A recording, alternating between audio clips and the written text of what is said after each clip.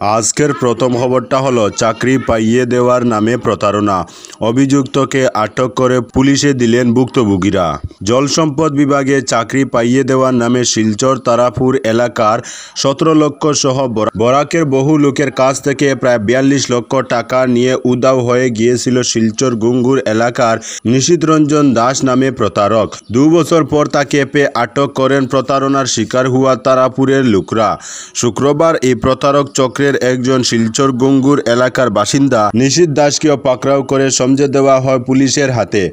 আটক ব্যক্তির সূত্রে জানা গেছে, রাজ্য জুড়ে ছড়িয়ে থাকা প্রতারক চক্রের সঙ্গে জড়িত রয়েছেন গৌহাটির এক প্রভাবশালী ঠিকাদার ও গৌহাটি হাইকোর্টের এক আইনজীবী সহ আরও কয়েকজন। সাংবাদিকরা অভিযুক্ত নিশীথকে জিজ্ঞাসা করলে সে জানায় তার সঙ্গে গৌহাটির চেতিয়া পদবীর এক ব্যবসায়ী, হাইকোর্টের কলিতা পদবীর আইনজীবী সহ শিলচরের ও বেশ কয়েকজন জড়িত রয়েছে এই ঘটনায়। বর্তমানে পুলিশ ঘটনার তদন্ত চালিয়ে যাচ্ছে।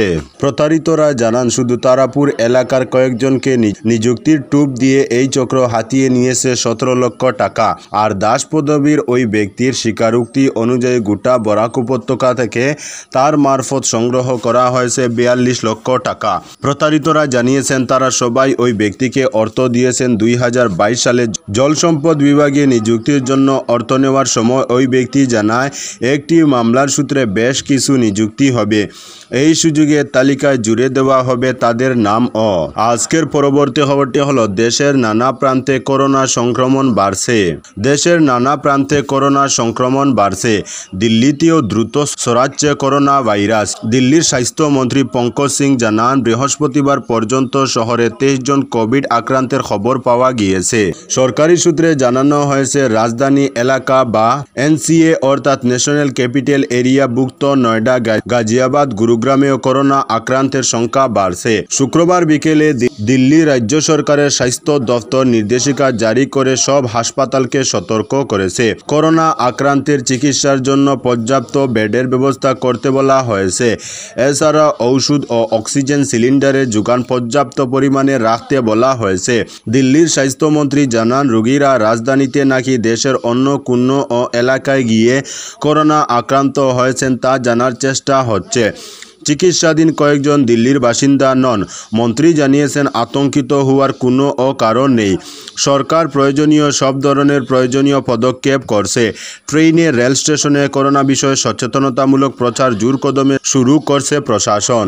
দিল্লির পাশাপাশি মুম্বাই, বেঙ্গালুরুতেও কোভিড আক্রান্তের খোঁজ পাওয়া গিয়েছে। মে মাসে মুম্বাইতে এখনও পর্যন্ত 95 জন কোভিড আক্রান্তের খোঁজ পাওয়া গিয়েছে। কর্ণাটকে 35 জন আক্রান্তের মধ্যে 32 জনই বেঙ্গালুরুর। আজকের পরবর্তী খবরটি হলো, চিরগুমে সন অফ সর্দার খ্যাত মুকুল দেব শোকস্তব্ধ বলিউড। ফের শোকের ছায়া বলিউডে। অকালেই না ফেরার দেশে চলে গেলেন খ্যাতিমান অভিনেতা মুকুল দেব। শুক্রবার রাতে প্রয়াত হয়েছেন অভিনেতা। মৃত্যুকালে তার বয়স হয়েছিল 54 বছর। তার মৃত্যুতে শোকস্তব্ধ গোটা বিনোদন মহল। সন অফ সর্দার, দস্তক, সরফরোশ সহ একাধিক চলচ্চিত্রে অভিনয় করেছেন তিনি। পাশাপাশি অনেক ধারাবাহিকেও তিনি গুরুত্বপূর্ণ অভিব্যক্তি ছিলেন। অভিনেতা বিন্দুদারা সিং তার মৃত্যুটি নিশ্চিত করেছেন। তিনি জানিয়েছেন, দীর্ঘদিন ধরে অসুস্থ ছিলেন অভিনেতা। হাসপাতালে তার চিকিৎসা চলছিল, কিন্তু শেষ রক্ষা হলো না। বিন্দুদারা সিং জানিয়েছেন, মুকুল দেবকে আর বড় পর্দায় দেখা যাবে না। বাবা মায়ের মৃত্যুর পর নিজেকে আড়াল করে রাখতেন অভিনেতা। ঘর থেকেও বেশি বেরোতেন না, কারো সঙ্গে যোগাযোগ রাখতেন না। কিন্তু কিছু বছর ধরে তিনি বিভিন্ন রোগে আক্রান্ত ছিলেন। এরপর তিনি হাসপাতালে ভর্তি হন। তিনি দুর্দান্ত ব্যক্তিত্বের মানুষ ছিলেন, তাকে আমরা চিরকাল মনে রাখব। আজকের পরবর্তী খবরটি হলো, শ্রীভূমি তথা করিমগঞ্জে মানসিক প্রতিবন্ধী মহিলাকে গণধর্ষণ, গ্রেফতার 2 জেল পুলিশকর্মী। শ্রীভূমি তথা করিমগঞ্জ শহরে ঘটে গেল এক মর্মান্তিক ও লজ্জাজনক ঘটনা। মানসিক প্রতিবন্ধী এক মহিলাকে গণধর্ষণের অভিযোগ উঠেছে জেল পুলিশের 2 জেল কনস্টেবলের বিরুদ্ধে। শুক্রবার মাঝরাতে এই ঘটনা ঘটে বলে জানিয়েছে জেলা পুলিশ। অভিযুক্ত 2 কনস্টেবল ব্রজেন কলিতা ও হরেশ্বর কলিতাকে ইতিমধ্যে গ্রেফতার করা হয়েছে। প্রাথমিক তদন্তে জানা গিয়েছে ওই দুই পুলিশকর্মী তখন ডিউটিতে ছিলেন। তারা মানসিক ভারসাম্যহীন অবস্থায় জেল চত্বরের আশেপাশে ঘোরাফেরা করা ওই মহিলাকে জেল বারাকে নিয়ে যান এবং সেখানেই এই নৃশংস অপরাধের ঘটনা ঘটান বলে অভিযোগ। দায়িত্বে থাকা অন্যান্য পুলিশ কর্মীরা সন্দেহ প্রকাশ করার পর পুরো বিষয়টি সামনে আসে। এরপরই জেলা পুলিশ দ্রুত পদক্ষেপ নিয়ে অভিযুক্তদের গ্রেফতার করে।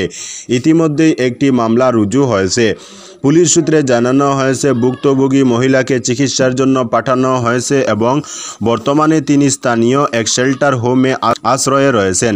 জেলার এক শীর্ষ পুলিশ কর্তা বলেন, এই ঘটনা দায়িত্ব ও বিশ্বাসের প্রতি এক জঘন্যতম বিশ্বাসঘাতকতা। অভিযুক্তদের বিরুদ্ধে কঠোরতম ব্যবস্থা নেওয়া হবে। এই ঘটনার তীব্র নিন্দা জানিয়েছে মানবাধিকার সংস্থা ও নাগরিক সমাজের বিভিন্ন অংশ। তারা অভিযুক্তদের দৃষ্টান্তমূলক শাস্তির দাবি জানিয়েছে। তদন্ত চলছে এবং প্রশাসনের পক্ষ থেকে জানানো হয়েছে যে ঘটনা নিরপেক্ষ ও পূর্ণাঙ্গ তদন্ত করা হবে। আজকের পরবর্তী খবরটি হলো, প্রয়োজনে নাম পরিবর্তন করে শিলচর বিশ্ববিদ্যালয় করা হোক বলল বিডিএফ। আসাম বিশ্ববিদ্যালয় অসম চুক্তির ফসল। ব্রহ্মপুত্র উপত্যকার জনৈক অধ্যাপকের এই আশার মন্তব্যে আবার বিতর্ক তৈরি হয়েছে। এর আগেও ব্রহ্মপুত্র উপত্যকার বিভিন্ন রাজনৈতিক নেতা, জাতীয়তাবাদী সংগঠনের কর্মকর্তা তথা বুদ্ধিজীবীরা বারবার এই বক্তব্য প্রতিষ্ঠার চেষ্টা করেছেন। এই আশার বিতর্কের স্থায়ী অবসান কল্পে প্রয়োজনে আসাম বিশ্ববিদ্যালয়ের নাম পরিবর্তন করে শিলচর বিশ্ববিদ্যালয় করার প্রস্তাব দিল বরাক ডেমোক্রেটিক ফ্রন্ট।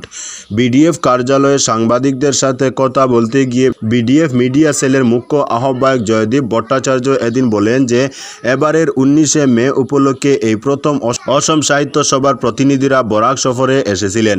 তারা ভাষা শহীদদের শ্রদ্ধা নিবেদন করেছেন, এমনকি ভাষা শহীদ স্টেশনের দাবিকেও মান্যতা দিয়েছেন।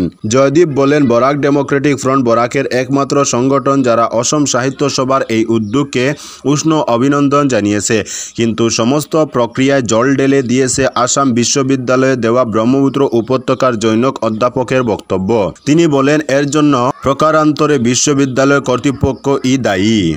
আজকের পরবর্তী খবরটি হলো, পেহেলগাঁও কাণ্ড। কলকাতার দুই নিহত ব্যক্তির পরিবারকে মুখ্যমন্ত্রীর আর্থিক সহায়তা পৌঁছে দিলেন কৃষ্ণেন্দু। পেহেলগাঁওয়ে জঙ্গি হামলায় নিহত দুই বাঙালি পর্যটকের শোকসন্তপ্ত পরিবারের হাতে মুখ্যমন্ত্রী ডক্টর হিমন্ত বিশ্ব শর্মার নির্দেশে এককালীন আর্থিক সহায়তা পৌঁছে দিলেন মন্ত্রী কৃষ্ণেন্দু পাল। বুধবার সকালে মন্ত্রী প্রথমে পৌঁছেন বৈষ্ণবঘাটার বাসিন্দা বিতান অধিকারীর বাড়িতে। কর্মসূত্রে আমেরিকায় থাকা বিতান সম্প্রতি ছুটি নিয়ে দেশে ফিরেছিলেন। স্ত্রী সোহানি এবং 3 বছরের কন্যাকে নিয়ে বেড়াতে গিয়েছিলেন কাশ্মীরের পেহেলগাঁওয়ে, কিন্তু সেই আনন্দের সফর রূপ নেয় মৃত্যু মিছিলের। সন্ত্রাসী হামলার বলি হন তিনি। সোহিনী অধিকারীর কণ্ঠে সেই ভয়াবহ ঘটনার বিবরণ শুনে আবেগাপ্লুত হয়ে পড়েন মন্ত্রী। এরপর মন্ত্রী রওনা দেন শহরের শেখের বাজারে, যেখানে জঙ্গি হামলায় নিহত অপর বাঙালি সমীর গুহর পরিবার শোকস্তব্ধ অবস্থায় দিন কাটাচ্ছেন। স্ত্রীর কাছে সেই দুঃস্বপ্নের দিনের কথা শুনে মুখ্যমন্ত্রীর চোখেও জল এসে যায়। জানা যায়, মেয়ের পরীক্ষার পর পরিবার নিয়ে প্রাকৃতিক সৌন্দর্য উপভোগ করতে গিয়েছিলেন কাশ্মীর। কে জানত সেই ভ্রমণই হয়ে উঠবে চিরবিদায়। মন্ত্রী কৃষ্ণেন্দু পাল দুই পরিবারের হাতে মুখ্যমন্ত্রীর পক্ষ থেকে 5 লক্ষ টাকার চেক এবং সম্বেদনার পত্র তুলে দেন। তিনি জানান, এই সুখের মুহূর্তে অসম সরকার সব সময় তাদের পাশে রয়েছে। মানবতা, সহমর্মিতা ও প্রতিবেশী রাজ্যের প্রতি আমাদের দায়বদ্ধতাই আজ আমাদের এখানে এনেছে। এমন সময় যখন সন্ত্রাস মানুষের হৃদয় বিদীর্ণ করে দেয়, তখন এই সহানুভূতির বার্তা কিছুটা হলেও প্রলেপ দেয় ক্ষতের উপরে। তো বন্ধুরা, আজকের জন্য এতটুকু। পরবর্তী কোনো নতুন ভিডিওতে দেখা হবে, তখন অবধি ধন্যবাদ।